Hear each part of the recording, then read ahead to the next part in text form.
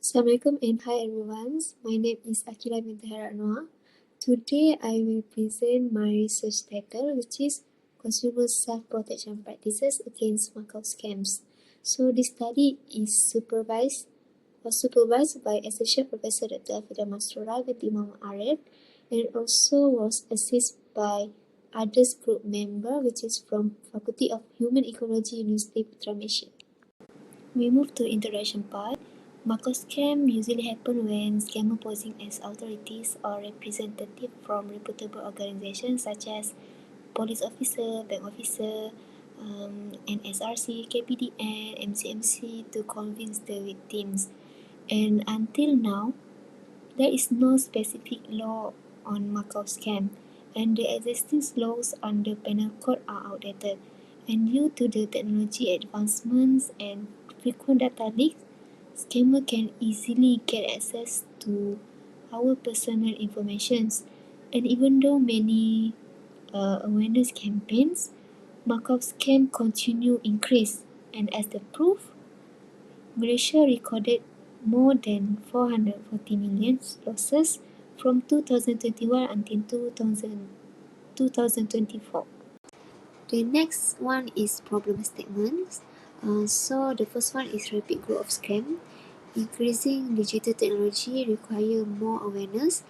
The second one is scammer target everyone regardless of their age, income level or background. The third one is ineffective preventive measure, which is law and campaign alone not enough. So the consumer itself need to practice their self-protection as well. Next one is psychological factor. Even though many victims know about scam, but they still get trapped. This happens because they don't apply their knowledge and sometimes feel too confident, which makes them less alert when facing scammers. And lastly, we need stronger law enforcement and effective education and awareness to reduce scam cases. Next is my research objective, consists of three, which is the number one is to determine the susceptibility, self-efficacy, consumer right awareness, subjective norm, and also self-protection practices. The second objective to examine the relationship between susceptibility, self-efficacy, consumer right awareness, subjective norm, and self-protection practices. Under this objective, I developed 4 alternative hypotheses, and the next one is to identify the influential factor that contribute to self-protection practices. So under this objective, I developed one alternative hypothesis. Move on to my research framework. This framework is developed based on two main theories, which is the protection motivation theory and the social cognitive theory. In this study, there are 4 independent variables and 1 dependent variable. The framework combines 3 main elements, which is personal, environments, and behavior factor to show how these variables work together to influence consumer action in protecting themselves from Macau scam. Next is literature review. For susceptibility, past study revealed 3 factors that contribute to scam victimization, which are hasty urgency, trustful of inaccurate information, and also risk seeking.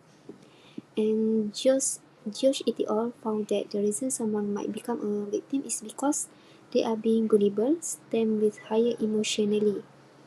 In terms of self-efficacy, self-efficacy refers to people's perceptions of what they can accomplish with their abilities. Individuals with high self-efficacy are more confident and more likely to take preventive actions against scams. For consumer right awareness, Wilson et al. And Alavi et al. Found that many scam victims recognize anti-scam initiative but nonetheless still find themselves unprepared and fall victim to fraud. Next is subjective norm. Subjective norm refers to a person's belief about the expectation of significant individuals in their life concerning a particular behavior. Asri and Muhammad 2023 state that fraud victims are more likely to betray when they do not have social support. It's mean that when family or friends talk about scam or give reminders, people become more careful and less likely to be tricked. And lastly, self-protection practices. Self-protection practices include action like verifying suspicious calls, avoiding sharing personal information, and also reporting scam cases to the authorities. Drew 2020 found that respondents are still unaware of the type of self-protective strategy that should be using. So in overall, this study applies protection motivation theory and social cognitive theory to explain consumer self-protection behavior against Macau scam, combining cognitive and social factors. This study used a quantitative research design where data were collected through a structured questionnaire.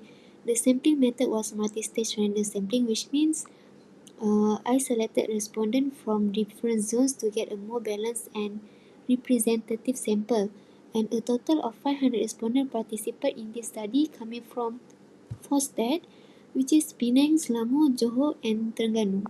The questionnaire was divided into 6 sections covering demographics, susceptibility, self-efficacy, consumer right awareness, subjective norm, and also self-protection practices. Each item was measured using a Likert scale, which helped to determine the level of agreement or perception among respondents. Next is the data analysis. In this study, I used two main types of analysis, which is descriptive and inferential analysis. The descriptive analysis was used to describe the respondent demographic profile, such as gender, ethnicity, level of education, income per month, age, work status, and also scam suspected call. This figure displayed a total of 500 respondents who participated in the study, comprising 62.4% female as the dominant, and most of them were between 18 to 29 years old. Concerning ethnicity, more than three-quarters of respondents were Malay, followed by Chinese, Indians, and others. Besides, many of them had a bachelor degree, and also shown that almost half of the respondents worked in the private sector. Furthermore, the result indicates that the majority of the participants have earned RM 5,250 and below per month, and most important, the result shows that 93.4% of the respondents had experienced receiving scam suspected calls, while only 6.6% had never received call. Meanwhile, the inferential analysis was used to test the hypothesis and to see the relationship between variables. Specifically, I used Bayesian correlation to identify the strength and direction of the relationship between the independent variable and the dependent variable. Then, multiple regression analysis was applied to determine which factors are the most influential in predicting self-protection practices.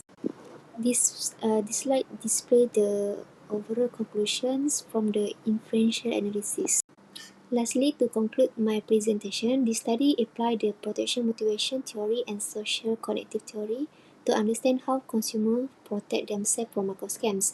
Second one is the finding shows that self-efficacy is the strongest predictor of self-protection practices, followed by susceptibility, consumer right awareness, and lastly subjective norm. Next one, even though consumers have a high level of awareness about scams, their actual protective behavior is still quite low. In terms of limitations, this study used a cross-sectional design, which means data were collected at one point in time only, so it cannot show changes in behavior over time. Secondly, the data were collected through self-reported questionnaire, so there might be some bias because respondents could answer based on what they think is right rather than what they actually do. And the third one is this study was limited to only 4 states, so the finding may not represent the whole country.